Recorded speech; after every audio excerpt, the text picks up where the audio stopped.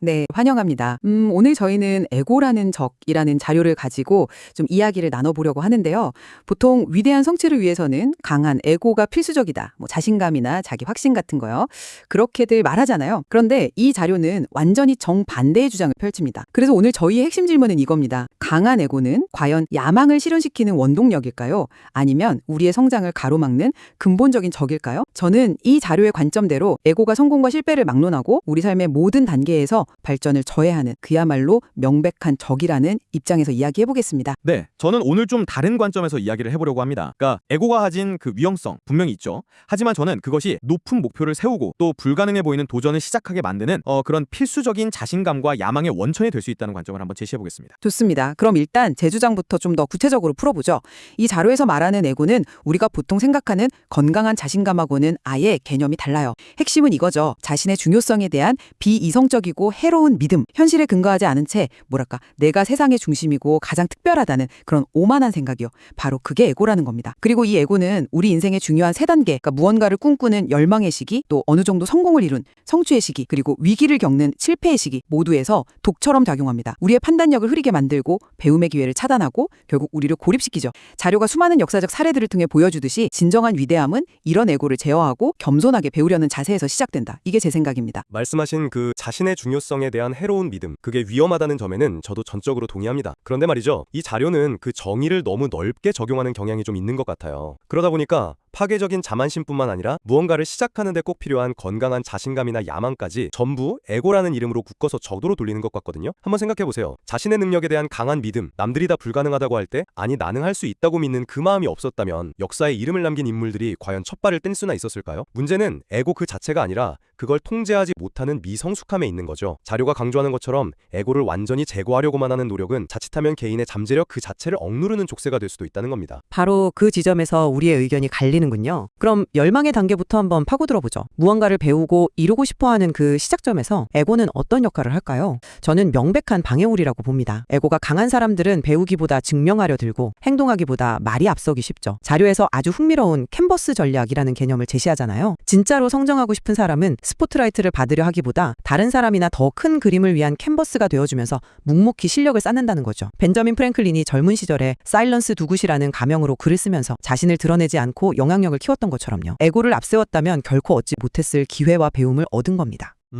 그 캔버스 전략이라는 게 정말 에고가 없는 순수한 겸손의 발현일까요? 저는 오히려 그게 고도로 계산된 아주 영리한 에고의 전략일 수도 있다고 봅니다. 지금 당장 나를 낮추고 다른 사람을 돕는 것이 장기적으로는 나에게 더 큰 이익과 명성을 가져다 줄 것이라는 그 전략적 판단이 깔려 있는 거죠. 정말 에고가 제로인 사람이었다면 그냥 평생 다른 사람의 성공을 돕는 조력자로만 남았을 수도 있지 않을까요? 하지만 그 전략이 성공하려면 단기적으로는 자신을 내세우고 싶은 욕망, 즉 에고를 철저히 억제해야만 가능하잖아요. 그 과정 자체가 에고를 다스리는 훈련이 되는 것이고요. 결과적으로 자신과 타인 모두에게 이익이 되었다면 그 시작이 계산이었던 아니든 그게 무슨 상관이죠? 과정이 중요하죠. 그게 위선일 수도 있으니까요. 더 흥미로운 사례는 자료에도 나오는 메탈리카의 기타리스트 커크 해밋이에요. 이미 세계적인 밴드의 멤버로서 엄청난 성공을 거뒀는데도 만족하지 않고 조 세트리아니에게 개인 교습을 받으러 갔죠. 겉으로 보기엔 정말 겸손한 행동입니다. 나는 아직 부족하다고 인정하는 거니까요. 하지만 그 행동의 근원을 한번 들여다보자는 거죠. 과연 그게 단순히 겸손이었을까요? 아니면 나는 현재의 위치에 만족 못해 이 장르에서 역사상 최고의 기타리스트가 될 거야 라는 보통 사람들은 상상도 못할 거대한 에고가 그를 움직인 건 아닐까요? 겸손한 태도가 오히려 거대한 야망을 실현하기 위한 가장 효과적인 수단이 된 셈이죠.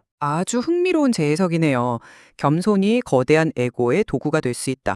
하지만 저는 그 관점에 동의하기 어렵습니다. 만약 커크 해밋이 나는 이미 최고라는 에고에 갇혀 있었다면 애초에 다른 사람에게 배우러 갈 생각 자체를 못했을 겁니다. 그의 행동은 자신의 야망이 크기 때문에 오히려 현실을 더 냉정하게 본 결과라고 생각해요. 최고가 되기 위해선 지금의 나로는 부족하다라는 그 현실 인식이요. 이건 우리 두 번째 쟁점인 열정과 이성의 문제와도 바로 연결되는 것 같아요. 우리는 흔히 열정이 성공의 필수 조건이라고 믿지만 자료는 그 맹목적인 열정이 얼마나 위험한지 계속해서 경고하고 있거든요. 감정에 휩쓸리는 뜨거운 열정이야말로 에고의 또 다른 얼굴이라는 거죠.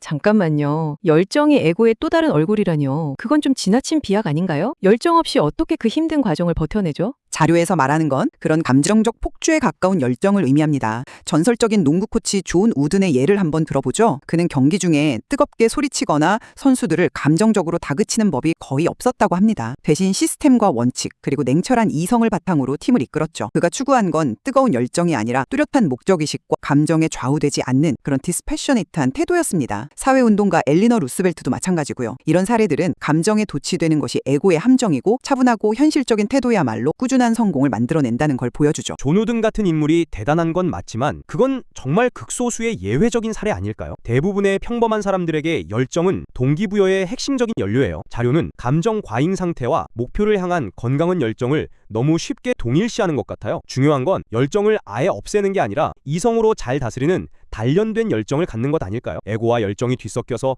나는 이 일을 너무 사랑하니까 무조건 성공할 거야 라고 믿는 건 위험하죠. 하지만 목표를 향한 순수한 열정마저 부정해버리면 도대체 무엇으로 동력을 얻어야 할까요? 알렉산드로스 대왕이 열정 한 줌 없이 오직 냉철한 계산만으로 미지의 세계를 향해 그 머나먼 원정을 떠났다고 보십니까? 그건 불가능한 일이죠. 알렉산드로스 대왕의 사례는 오히려 제 주장을 완벽하게 뒷받침하는데요. 그는 엄청난 성공을 거뒀지만 바로 그 끝없는 에고와 통제되지 않는 열정 때문에 결국 몰락의 길을 걸었잖아요. 부하들의 조언을 무시하고 자신의 신격화하고 무리한 원정을 계속하다가 제국 전체를 위기에 빠뜨렸죠. 이게 바로 이성과 목적의식으로 통제되지 않는 에고와 열정이 얼마나 위험한지를 보여주는 전형적인 예시입니다. 이 지점이 자연스럽게 저희의 마지막 쟁점인 역사적 인물에 대한 해석으로 이어지는 것 같네요. 좋습니다.